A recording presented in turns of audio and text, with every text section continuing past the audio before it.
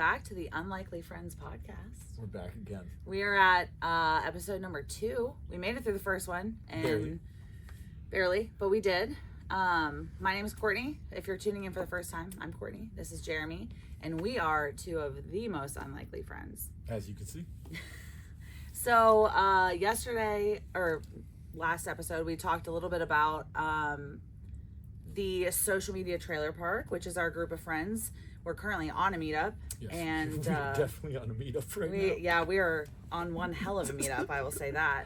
We all met each other for the first time and kind of talking about, you know, each member of the group. And so each episode as we go, we're going to get more into each person of the group individually. So today is about me and Jer.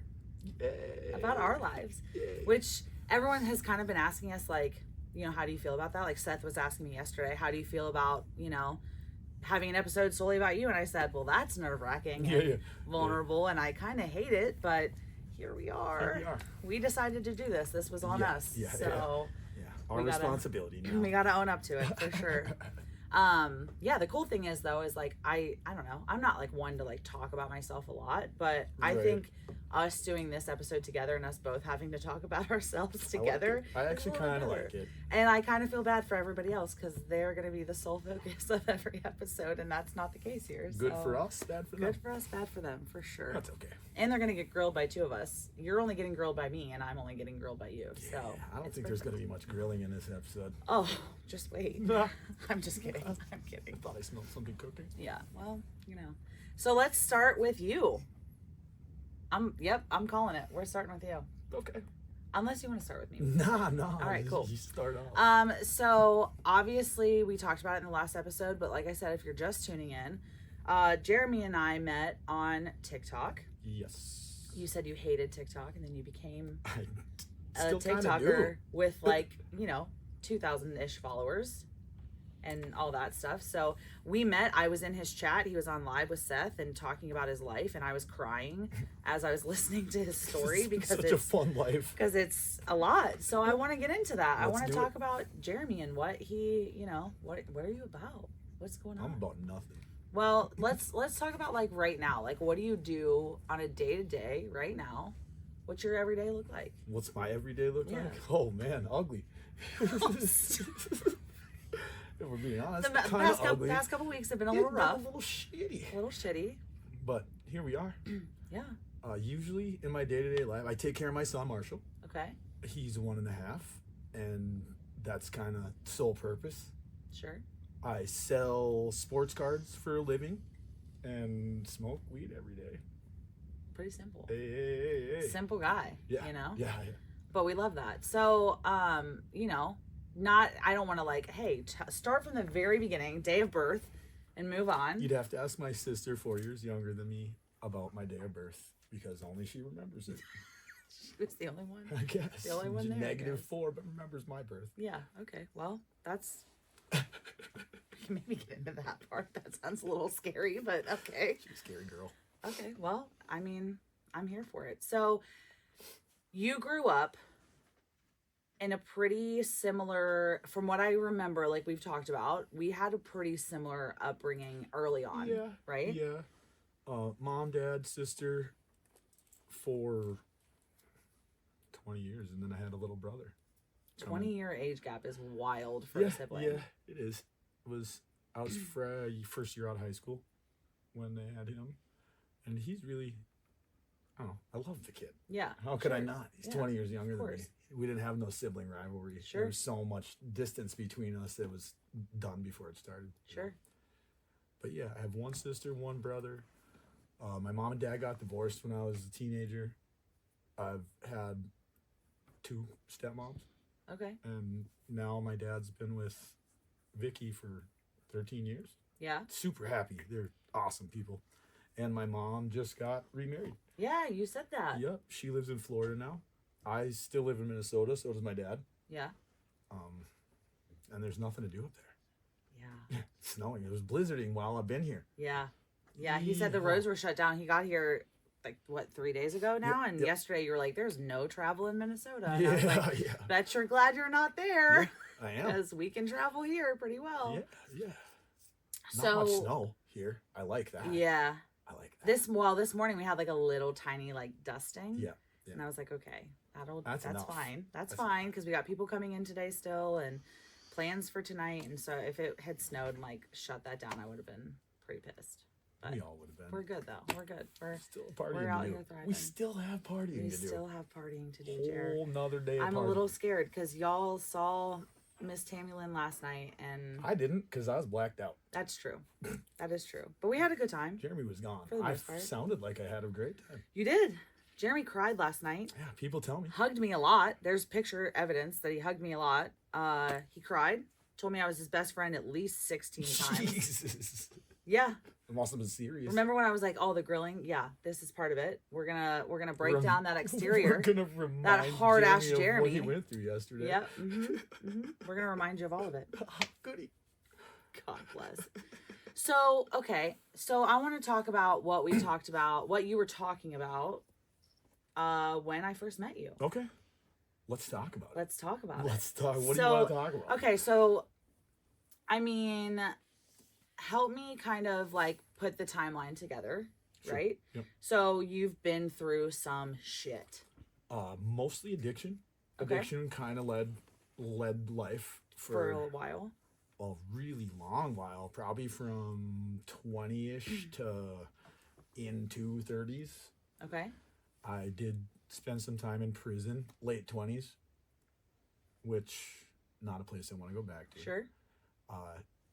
Bad decisions. Bad decisions kind of led the charge for a really long time. Didn't have a whole lot of self-value, like ran off ego and being high. Yeah. Really. Well, it's hard to have self-value when your mind is not.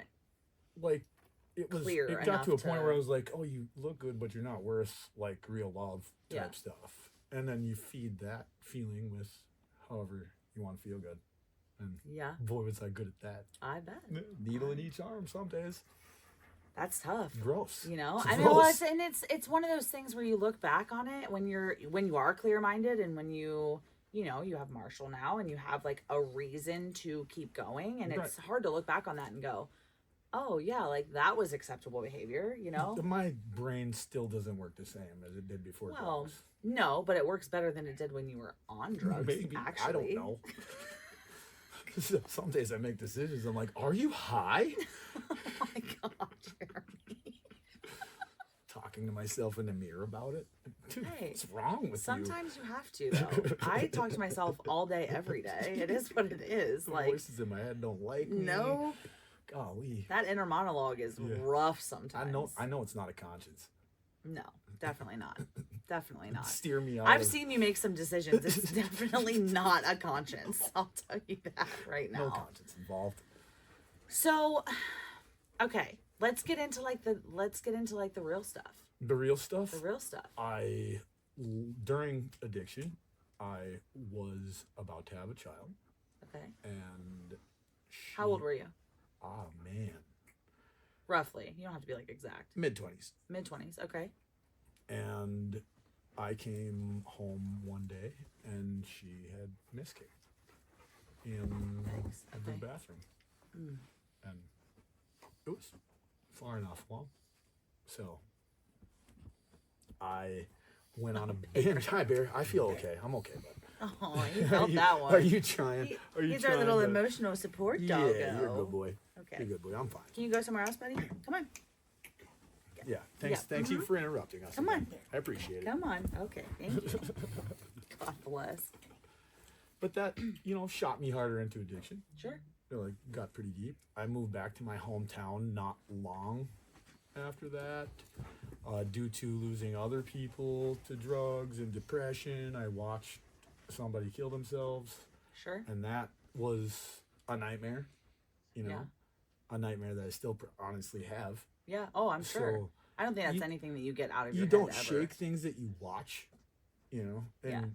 that shot me even farther down into the rabbit hole. of Was drugs. there ever a point in time when you were like experiencing like a rapid fire of bad things happening? Because obviously, like when you're an addict and you surround yourself with other addicts, Sure. a lot of things that can be really traumatic. Because you lose a lot of friends. The domino effect of distancing myself so hard from my family. Yeah. Because, well, I mean, for me doing it because I'm getting high. Yeah. And them doing it because I'm getting high. We had a lot of distance. There's Sure. a lot of these stories my parents don't probably know. Sure. You know, because I was so hidden within myself. Sure. You know, you're not talking to your family at all. Right. And for good reason, them for good reason, me because I'm trying to You're hide. hiding things. Yeah. You feel guilty about it. You know I'm it's hiding wrong my whole and- life yeah. at that point, you know, even the good stuff. Sure. Like, I'm sure my family would have loved to know I was having a child at that time, but it wasn't, you know, I didn't want the, like, why now? Right. This isn't a good time for you talk, you know. Sure. Obviously it wasn't. But what do you do? Divine intervention sometimes. As horrible as that sounds, it's one of those things where when you look back on things that happen in your life and the sequence of events that take place, When God knows you're not ready, yep, you're not ready. you're not ready. And that's, yeah, absolutely. So was there ever a time that you like felt the urge to clean it up before you were like almost forced to clean it up? I mean, yes, lots of different times. Was there, what did you attempt it though? Or no? Not really. Just didn't have the willpower to I did not do that? until I had to take a chemical assessment, and they said I could go to jail in the county for 30 days or go to 30 days of treatment. And Okay. I chose treatment, and I got out of treatment after that. I was still using, but I did learn how to quit. Sure. When I was ready to quit, I was able to quit. Yeah. So I was still using. Pills were a big deal for me. That's how I got arrested, was forging scripts, Okay. and was even deeper on painkillers and narcotics like that than I was on actual other drugs. Yeah. And it lasted Well, a lot that's how longer. it started in general, right? Yes, that started When you like were off and young. on in high school because I hurt my leg in basketball. Okay. And as I got older, I just wanted it more. Yeah. And the more things that went wrong, it was easy to like hide within that. Yeah. So even as a 17, 18-year-old kid, you know, just getting out of high school, starting the college life, you drink with people, you're partying a little Sure. bit more. And I'm, you know, eating 4 or 5 oxys at a time while we're all pounding liquor. I shouldn't be here. Right. Lucky. Yeah. Really, really lucky. Yeah. Multiple times over. Should have died probably multiple times over. Especially during the like meth and heroin days when you're doing speedballs and not really like, what's my heart gonna do? Right. Up and down at the same time. I mean, that's so dangerous. It's Like, really hard to go from, you know, a good solid 150 beat to 12. Jesus. Probably not really 12, but like, Yeah. you know, the disparity is there and you can feel it when it's going through your system, and half the excitement is like, am I gonna die? Right. You know, that's the rush. I just feel like that's so, like, coming from someone who, again, unlikely friends. Like, I've never had that. I've never done hard drugs, so I don't know what that's like. So, like, hearing that, I'm just like, oh my God. Like, you know what I mean? It's just, like, fascinating to me that you've gone through all this stuff and come out on the other side of it and can talk about it and be like, yeah, like, part of the rush is, am I gonna die? Like, that's, it really is. you know, for I me, think- I'm like, and wow. I think for all of us, anybody, and I can't speak for every addict, I can only speak Sure. for myself, but like, that's really when you're doing harder drugs, when it gets to a point, Yeah. you know that you're almost half expecting to just not wake up one up. day. And maybe some of that is why you're using. You're not killing yourself, but you're killing yourself. Sure. Just slower. Yeah. Less painful. I don't know. I don't really know that it's less painful. It changed a lot for me. Sure. Even now, looking back, you know, it's been like 15 years since I've used either one of those. Used other things for a little bit longer. Like that did stretch, you know, Sure. took up a really long time of my life. Sure. Probably into my mid 30s. But the heroin and meth, it's been at least 15 years. That's awesome. You know, I haven't touched that since I got out of prison, and that was 2010. So I was a so junior. say it. I was a junior in high Say it. school. I was a junior in high school when you got out of prison, so that's amazing. But you know what? That's what I love about this dynamic too, though, is because like I was at a very different point in my life when you were going through all of this, and I think that's so cool that we've like met years later down the road and like become friends and said, okay, like yes, here we are. Yes, you know. And I talk to and hang out with people that I would have just never imagined. Yeah. You know, the types of people that we hang out with in the group aren't people that when I was what I was, I would have ever been like, oh, they seem cool. You know, no, like you would have taken one look at me and been like, she looks like a bitch.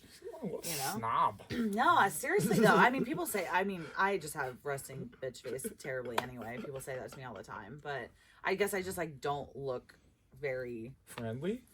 Yeah, you were unlikely friend. So rude. But like the thing is, you laugh a lot though. I do laugh a lot, and I feel like I have a pretty warm smile. Like I don't have you like smile? Never. You think you're funny no, I'm too, just like it's the eyebrow. It's when I raise the. Nick, you weren't supposed to laugh at that. Oh, we got Nick to break. He's the unfunny one. I'm the funny one. Oh no, Jeremy was pretty funny in that. There's the RBI. So anyway, remember when I said I got bullied a lot last episode? Well, Zoe's not here today, and I'm just here with the boys, and I'm getting bullied. I'm fighting for my damn life like on the boxes. podcast too. Not even just in boxes on TikTok anymore. This is bullshit. That's what you get for slamming me with all these questions. Well, I said that I was gonna grill you. I know. I didn't really know we were actually gonna cook. You agreed to this. Yeah. Let him cook, Jared. I didn't agree to anything. Okay. This is your podcast. I got tricked. That's not true. Someone's gonna say that I'm a terrible human being after that. Thank you for that one. You're like, yeah, you're right. She probably is a huge bitch. And I'm not. I'm like actually so nice. I just you're look bitchy. honestly probably one of the nicest people I've ever met. But I'm just kidding. I'm totally kidding. Did everyone just hear that? He said, okay, here we go. Turn it around. No, but you know, I am pretty nice. You're all right. I'm pretty nice. Yeah, my best friend. Oh my God, he said it on here. Whoa. Let me just fangirl real quick. I'm just kidding. I'm not kidding. That was pretty exciting. I like that you just admitted that to everybody that ever watches. The platform. Yep. Everybody that ever watches. Hey, you can't take it back now. No, I'm fucking stuck. Yep, absolutely. I told him there was an act of God to get rid of me as a friend. Because once I care about you.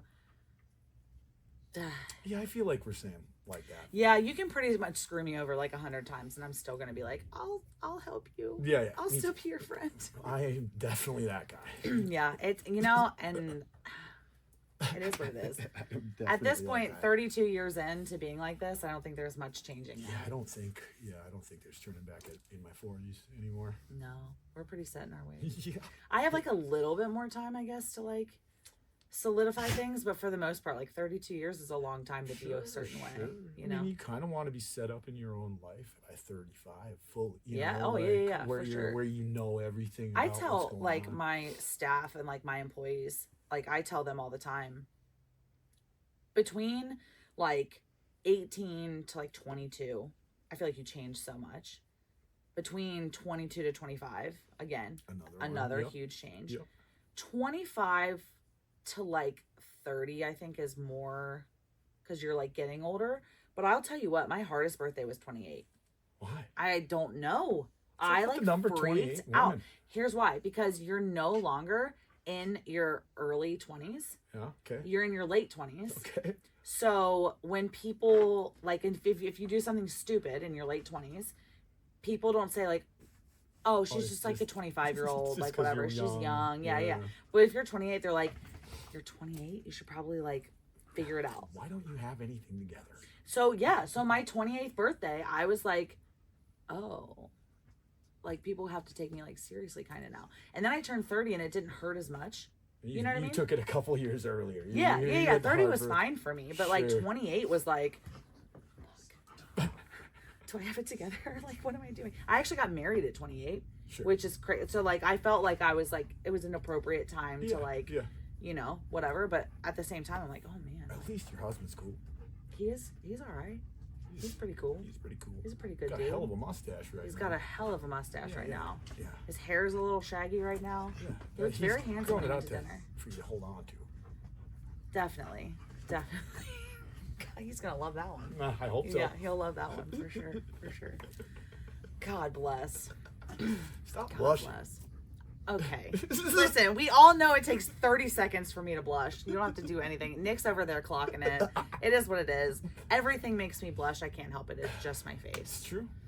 It's true. I either look really bitchy or like I'm blushing. So I don't understand the difference. It is what it is. There's no happy medium. There's no happy medium. I can't just look like a normal human. It's just like, oh, Courtney's either like a raging bitch because her eyebrows are intimidating, or her cheeks are failing her and her smile makes her look like she's blushing like crazy.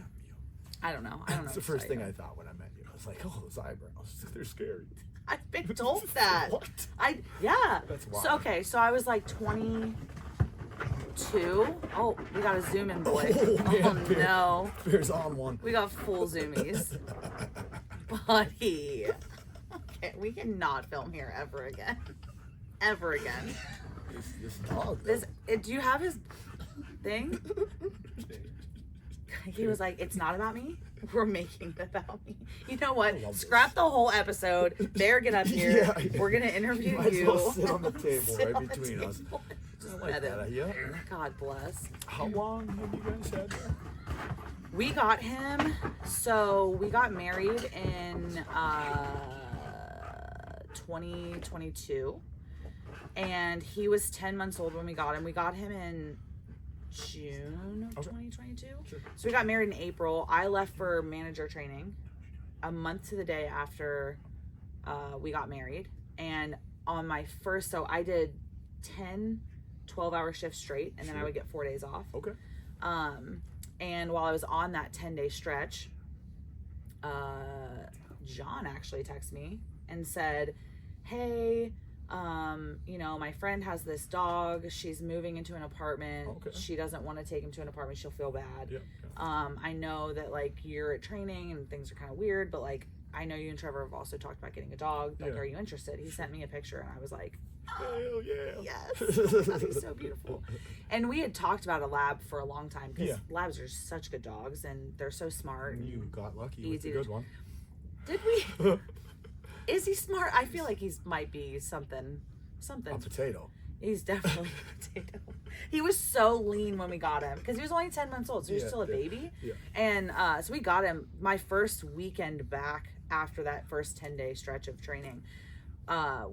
John brought him over, and immediately, like, he was just gonna bring him and like have us like look at him because we were like kind of unsure. I was like, I'm gonna be gone for 10 weeks. Like, are you sure you want to do this? Trevor's like, I'm lonely here. Like, a dog would be kind of nice. Yep. So he brought him over, and the second he got out of the car, we were like, yeah, he's staying. You're not taking it back. Like, he's staying with us forever. That's right now. awesome. Yeah. He's been such a blessing for us too, and he really did like help with Trevor like being here by himself. Dogs for 10 weeks. help like, with that. Yeah. Like, that's how I live. You know. Yeah. If I don't have my son, it's just me and the dogs. Yeah. So. You got two. Yeah. Penny and Dime, Yep. right? Yep. Okay. And they are actually related to the dog that I got out of prison. I've had the same dog family forever. Okay, that's like really dope. I love that. That was my soul dog when I got out of prison, for sure. Oh, yeah. Like, she saved me in ways that people couldn't have. Because people can't. Right. Dogs, we Right. don't deserve them ever. No. At all. And then she had puppies, and I got one of them. I kept one. She had 13 puppies, which is ridiculous for a big breed. Yeah. You know, boxer pit bulls. Yeah. So she had a bunch of puppies. We ended up kind of spreading them around the area, and one of the people that got puppies, like, those dogs had puppies. So then I started snatching them from like other litters, and like, well, yeah, I want another one. Yeah, absolutely. So it was Dime, Penny now, and then it was Buttercup was the first dog, No. and then Cupcake was her daughter. Cool dogs. Yeah. Yeah, really cool dogs. So They don't that's- listen to Sid. Like, they're Like they're- him. Yeah, but He don't listen to so shit. much energy. Yeah. Just an endless supply. All the time. Zoomies go crazy. All of it, and especially when we're down here, because this is my basement, and so when we're down here, it's like a much wider space. There's a lot less furniture, so he Yeah. can like do.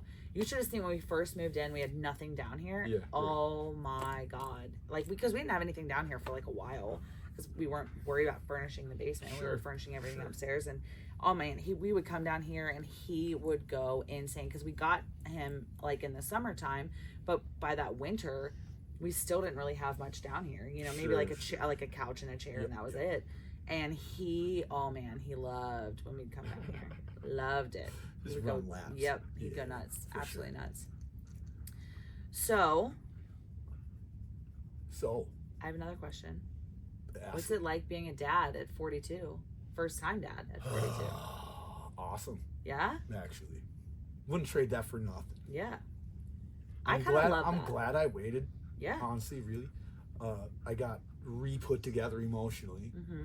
and having him kind of solidified that. Sure. His mom and I are civil. We are raising an awesome fucking kid. Yeah, he's cool. Like He's a cool kid. he's a pretty awesome guy, and he's good. Like he's not a sad child. Oh, he looks like the happiest He baby is ever. always happy. Yeah. I couldn't even imagine that coming. He's got us as parents. Why are you so happy, bro? I'm not happy ever. Yeah. Oh, that's bullshit. Well, not like noticeably Yeah, excited. oh, yeah. Like, and I'm- he's like so smiley all the time. Yeah. Absolutely. Like, Yeah. of course I'm happy. Like, I don't have a bad life, Yeah. but he's just so all the All the time, and time. I'm so all the time. Yeah, you're so right. So, It's actually hard to tell sometimes. Like, Jerry, you good? You're like, yeah, I'm great. I'm like, couldn't tell. it was like that for the pregnancy. Are Yeah. you okay having a baby? Yes. Why wouldn't I be excited? Right. Well, you don't look or act like it. What do you want me to do? Right. Ah, we're having a baby. Ah. But you did tell me like when you found out you were having a boy, Oh, I cried. cried. Yeah, Yeah. absolutely. Love that.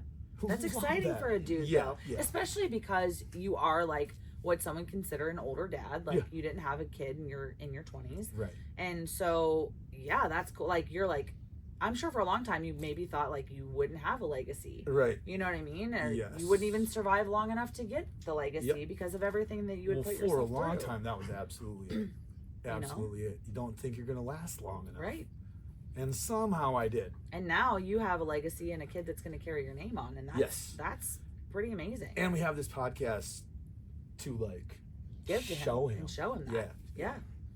I think that's like that. You were telling me that, you know, when we were talking the other day about it, and I think that's such a cool way of looking at it because I don't have kids Right. yet, so thinking about that and like realizing like, oh yeah, like you Well, put like, that in my head because I'm like I don't think like a mom yet. If something happens, not saying anything would, but if something bad happened to me, Yeah. he's got, Right. episodes to watch. I mean, we're hoping that he's got at least a solid another 20 years with you, Yes, but like of if he course. doesn't, you Right. know, We don't know when our time's up. sure. So you have to kind of be prepared for shit like that. I Yeah. think maybe addiction kind of helped me process that. And get in that mindset, yeah. absolutely. And then having him, you're just kind of like, fuck, I'm an older dad. So like, I kind of got to be weary about all of that stuff. Yeah. And I did do drugs for 20 years. So I know that maybe lessened a little bit at the time. Sure. So Possibly. Maybe. I can't go into it empty headed. Yeah. You know, I have to be prepared. I have to be prepared for him. So I can't not be real.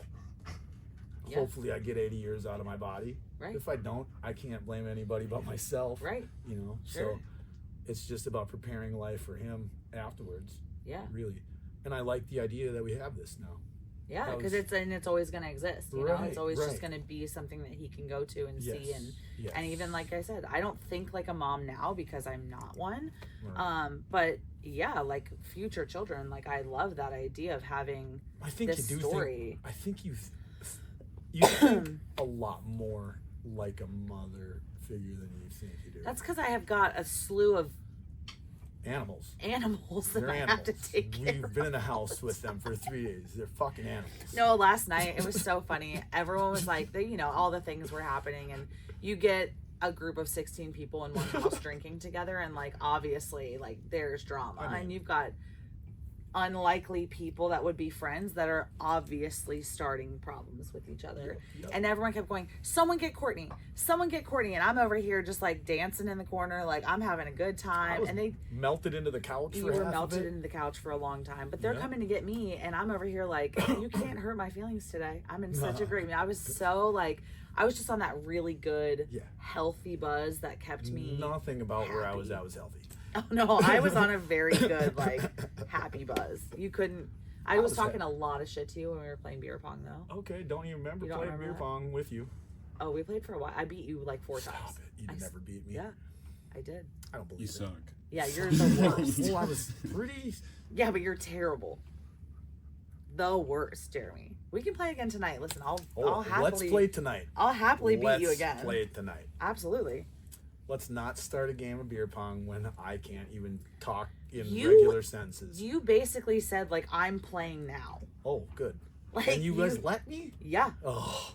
Yeah, we did, because it was hilarious. And you were like, I'm getting serious now. You take off your jacket. Yeah, I know that. I know that move. Yeah, you got your jacket. Because I was getting serious. I took my jacket off. Oh, shit. Yeah, and I was No like, all right, I'm wonder. getting ready. And I'm like stretching, and I'm like, okay, we Stretching whooped too. your ass, dude. Whooped your Who's ass. my Me and teammate? Zoe. Nick. That's too Nick bad. carried it 100%. I'm sure. 100% I carried couldn't it. hardly stand. No, you could not. That's Oh, okay, though. Man, I don't Like I remember said, we'll play none again. of it. It's probably because you're old.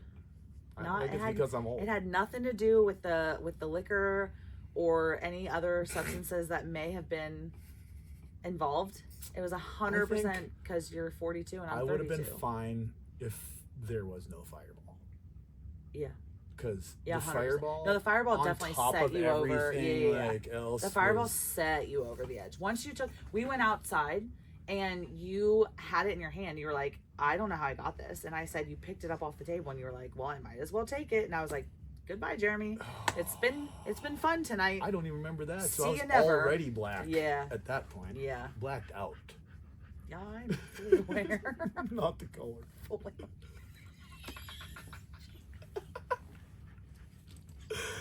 What the hell, Jeremy?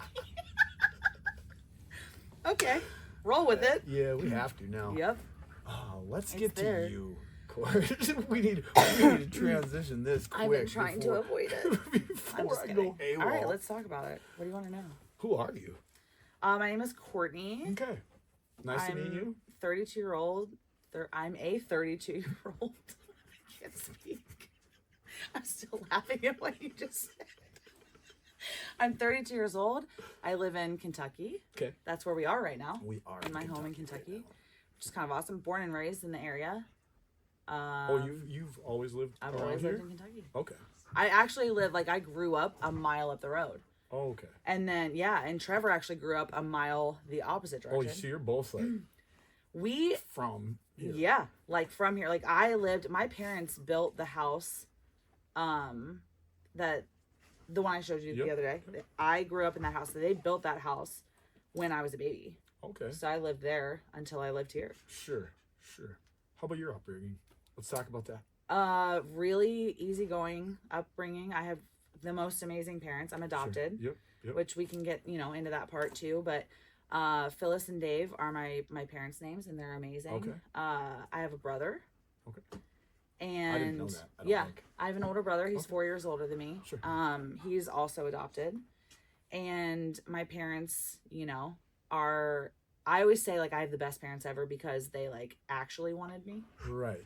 Which is like a fun, like, choice. dark humor joke It's a that choice. I love. But it's the truth. And my parents were, my mom was 39. Well, both of them, actually, they're the same age. But they were 39 when they got me. Which is, like, in your situation, like, the older parents. Yep. And I have loved being. How old were you when you got adopted? So I was born May 30th. Sure. And then my birth mother, I don't know, like, the specifics of it, but she wasn't signing the adoption paperwork. Okay. She'd already chosen my parents to get me, but was kind of back and forth on whether or not she wanted to go through with it. So Right. instead of them getting me straight from the hospital, I went to foster care for, I think, 6 weeks.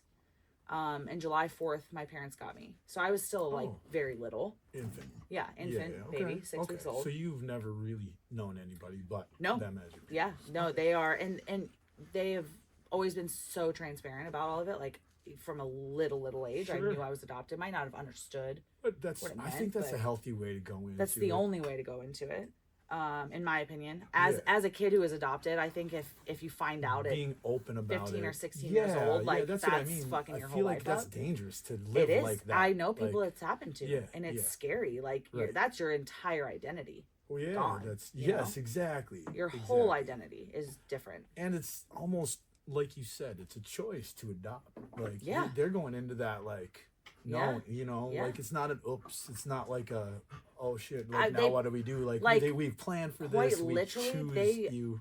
They adopted me through an agency, a private agency, Okay. Catholic Social Services, Sure. and actually they paid for me and my brother.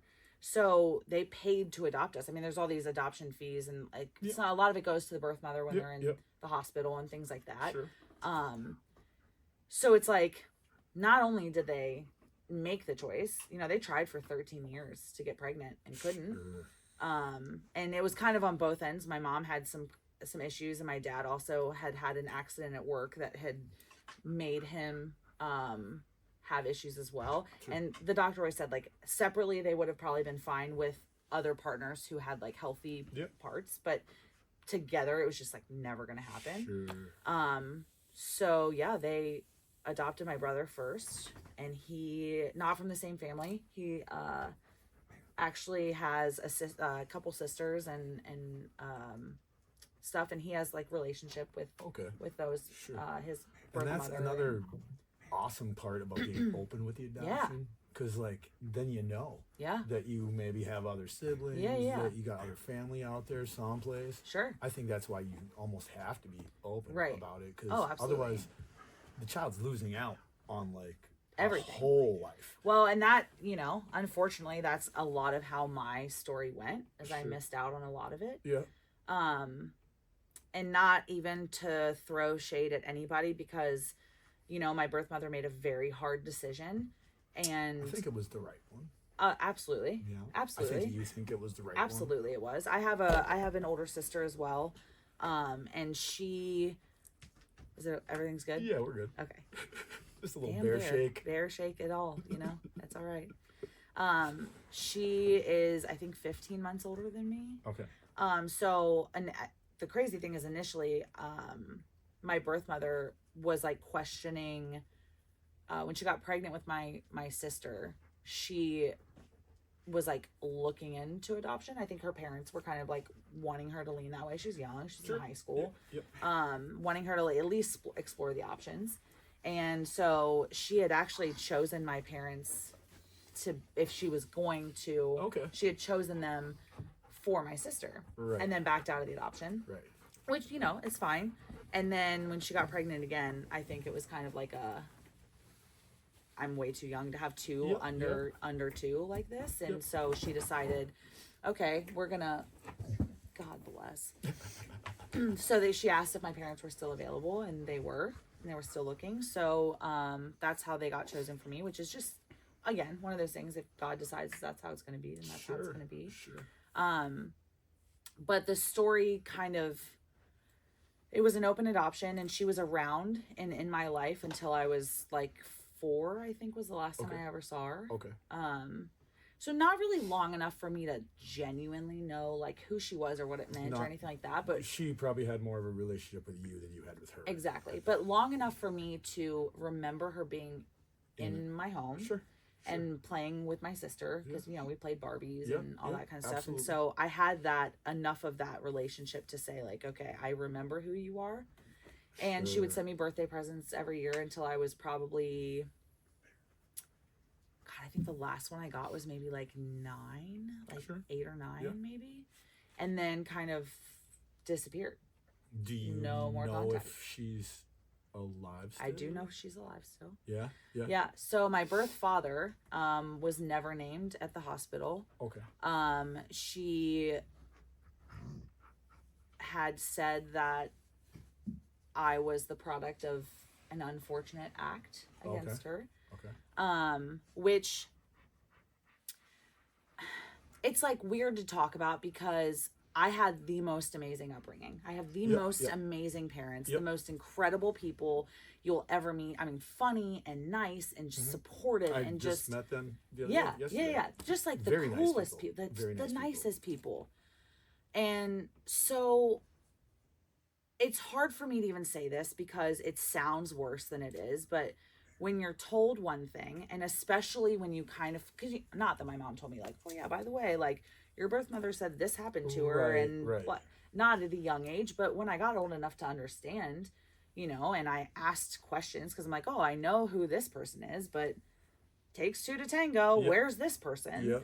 And I've always been really inquisitive and asked a lot of questions about it. My mom has always been so open, which is amazing. Sure. She's always given me everything that I wanted to know about it. And I think I was probably maybe 11 or 12, maybe a little bit older, maybe like 12 or 13, when she told me, you know, like, well, this is actually what the story is. And the social services people, they didn't know if it was true. They kind of said they didn't think it was, but they didn't know. And because the story was kind of weird, but that's what the story was. There was no name on the birth certificate. They had no way of knowing. And so for me, being young and thinking that, I mean, that formulated a lot of my thoughts and my who I am, and like thinking that you're a product of something like that is heavy, life-changing. It hurts, you know. That's hard to kind of grasp and say like, oh, someone went through something really horrible and I'm here, and then they didn't want me, and maybe that's why they didn't want me. So you get these abandonment issues, and you get these things like, oh, people are giving up on me. And so I think, and I don't think I understood any of the abandonment stuff until I was older, because not that I was like abandoned by family or anything like that, but it was because I was so young when I was adopted, so that shouldn't have affected me the way it did. You had the type of abandonment issues, like the why didn't they want me?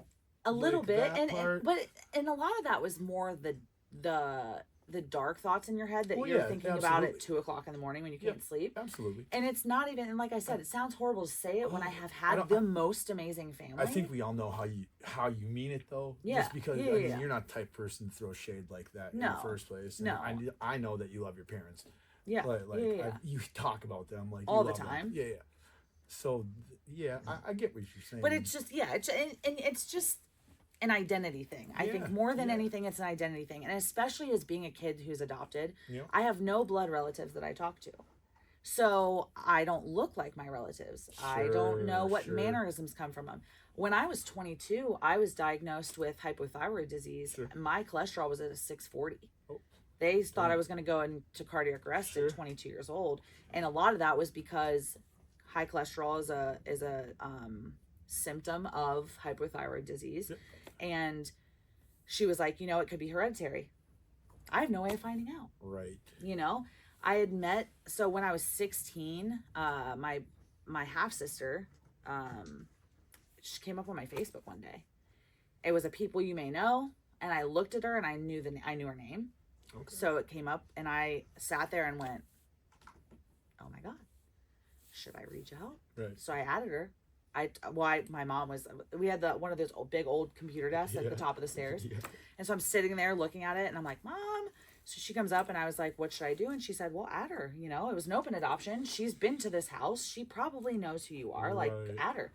So I did, and I reached out, and she accepted it. I mean, we're talking dead on twins. Like, we look exactly alike, which is crazy, because I've never had a family member that looks enough like me for me to say like, oh yeah, we're definitely family. So that was wild because we looked so much alike. And I bet you really enjoyed that moment, I did. I looked through every one of her pictures, like every one of them. And there was pictures of my birth mother with her and my grandparents and things like that. And so I was like kind of figuring out the pieces. And for me, that was really exciting because I'm like, God, I haven't seen you since I was 4 years old. You know, you kind of forget what that person looks like. It's like you remember the figure being there, but the face is gone. Yep. And it took me like, I don't know, a few days before I reached out. Mm-hmm. But I wrote her this big long message, and excuse me, I had just said like, you know, I'm pretty sure you know who I am, but I'm your sister and blah blah blah blah. And the message I got back was very, she had no clue who I was. I mean, I blew her life up like a lot, which I felt so guilty for. Probably, yeah. You know, and not that it's my fault by any means. No. And it took me a little bit to realize, like, that's not your fault. It was an Right. open adoption. She was at your house. Like, Yeah. that shouldn't have been your fault. Right. But she was an only child, according to her.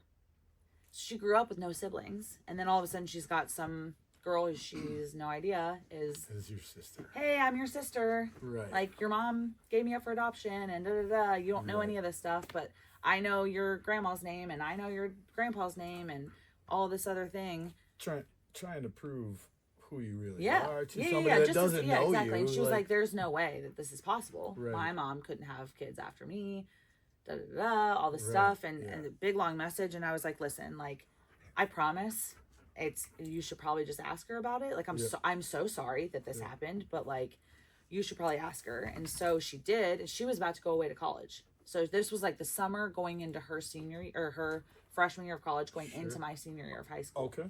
So, we were gonna meet up. She found out that was the truth. Sure.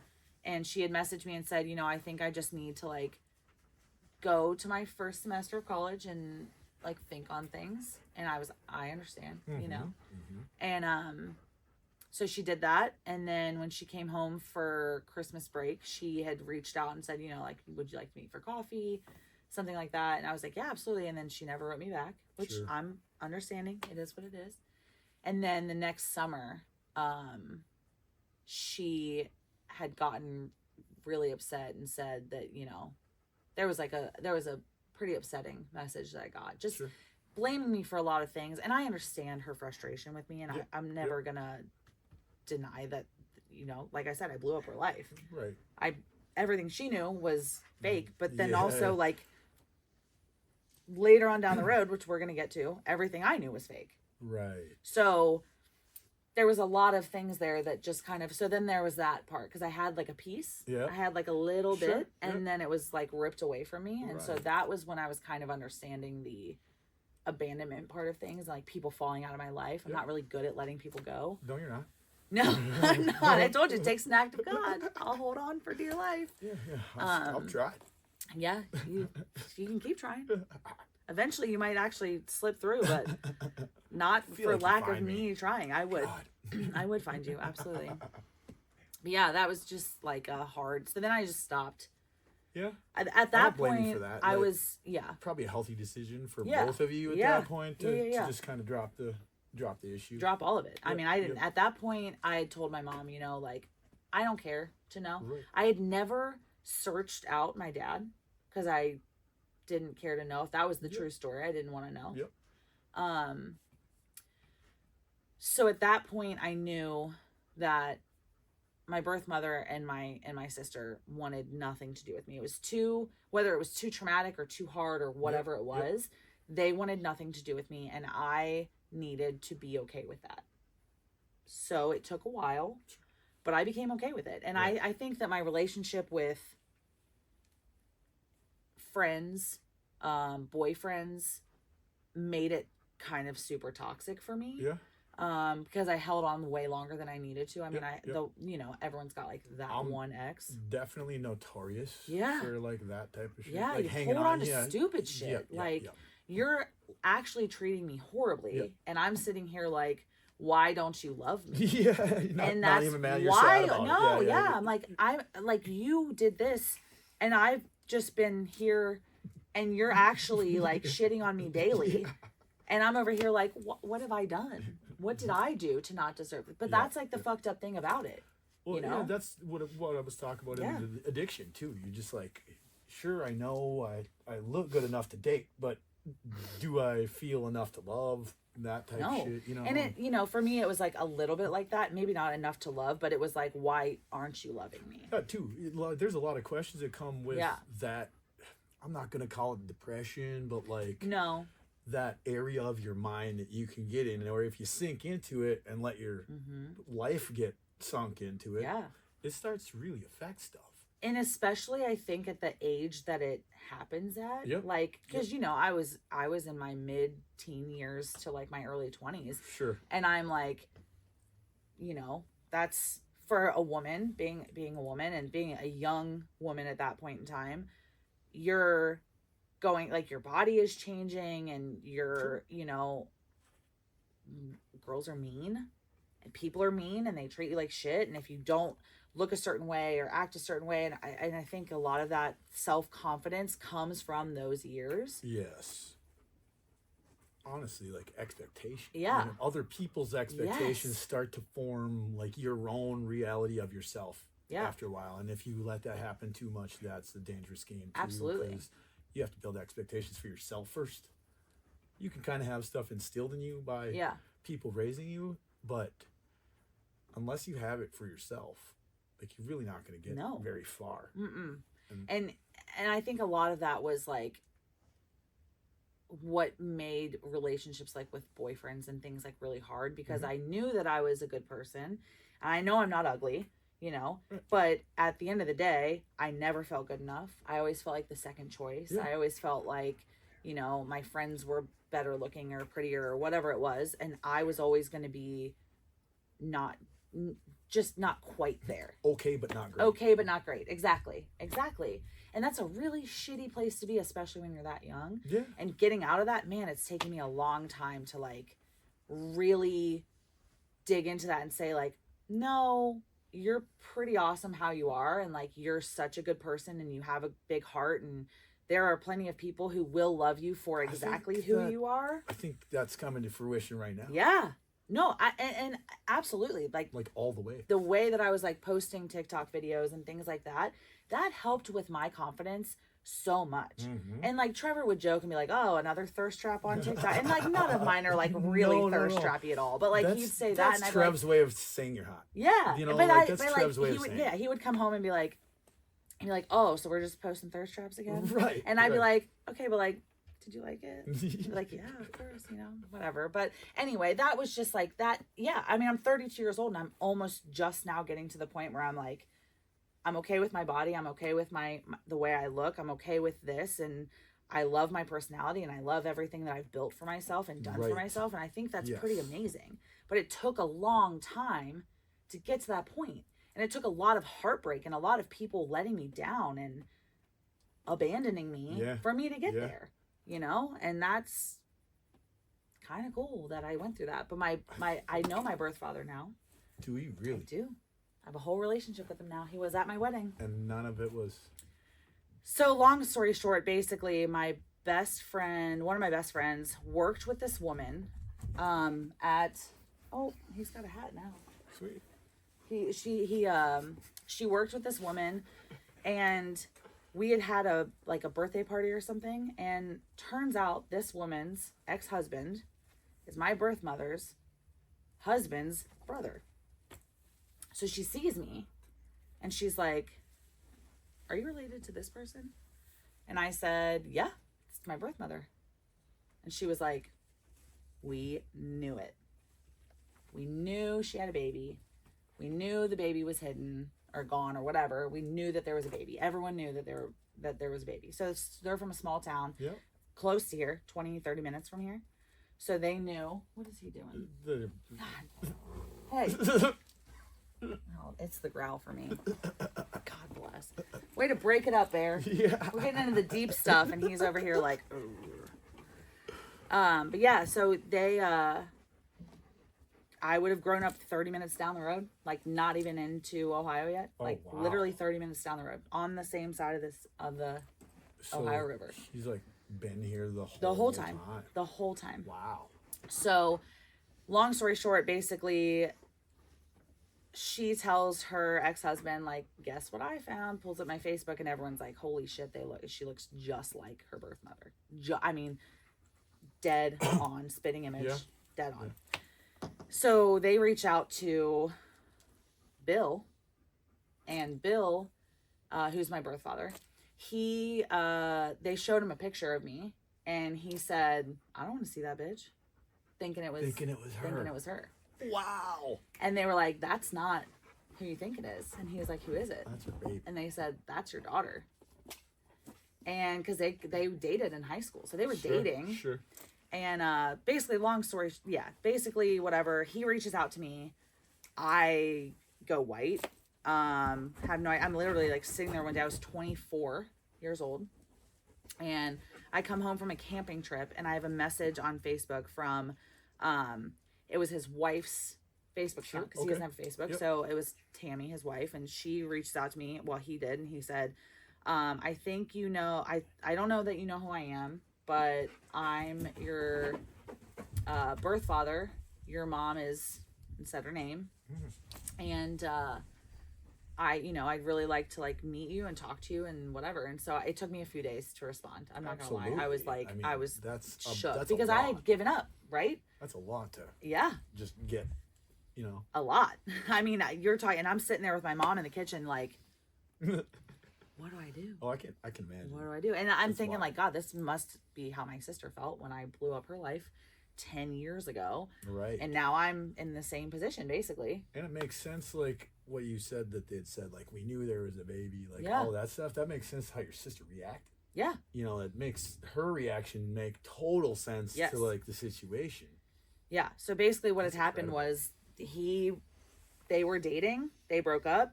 She had a baby. They got back together. She was visiting me while they were dating, and she wasn't telling him. What? Mm-hmm. That's So we got a paternity that's test incredible. on my 25th birthday, and it was 99.98% accurate. Well, there you go. And when she found out that I knew about him, it was not pretty. She was not happy. I got blamed for a lot. My sister reached out to me and said that I was a piece of shit, basically, for reaching out to him. And I said I didn't reach out to him. I didn't ask for any of this. This all fell in my, literally fell in my lap one day. It was like maybe March, April, fell in my lap one day. And I was shook. Of course. How do you know what I mean? Like, I had given up on any ever hope of getting a picture of him, let alone meeting him in person. Right, and now he's a huge part of my life. He was in my wedding. Or not in my wedding, but he was at my wedding. Yeah. I have 3 younger brothers. I go to family Thanksgivings with them. Nick met him. Very cool. Nick went to Thanksgiving with him and cool. met my brothers, and That's now awesome. he's such a huge part of my life, and I feel so blessed. I have another set of grandparents, and I have aunts and uncles and cousins, and they've all embraced me so much that I look like. And while that's not like the important part, it's like it's like that piece of your heart that you have felt that's empty this whole time. Absolutely. And maybe that's since I was like 25 to 32 now, I've been able to kind of regain that confidence in myself, and maybe that was a part of it, Rebuilding's hard. It's tough when you got to rebuild yourself in your head too. Like it's not like that's the hardest part. It's not like an outward. This part, nobody can tell easy. anything's going on. No. But up here, it's a disaster. That's hard. Sometimes. Yeah. Rebuilding. You can look great here and be a fucking mess. And your head and your heart don't always match. No, you know what you feel, but you can't really grasp on how to get to the feeling sometimes. Yeah. It's been a journey, and it's been kind of incredible. And, I've thought about it a lot and said that I don't want my adoption story to be my whole identity, but it is my entire identity. But and it's not. such, but I'm that's okay. like me saying my addiction is but my at this whole point, identity, I'm cool if it is, because I think it's an amazing story, and I think it's so important to understand who I am, to know that part of me. Absolutely. Absolutely. Not like my whole identity in a sense that that's the only thing I think about me, because I think there's so many more layers to me. There is. But that is such a huge part of why I am here and why I've been able to do the things that I've been able to do and get through some of the, the harder things that I've been through, is because I'm like, well, been through that. Yes. Got through that. Same. Emotionally wrecked the shit out of me, I've been wrecked quite a few times. Yeah, well, yeah, physically too. But, Same. You get to that point where you're like, man, I went through this. It's pretty easy. Look at us now. Sitting here next to each other. Fucking A. With, Wild.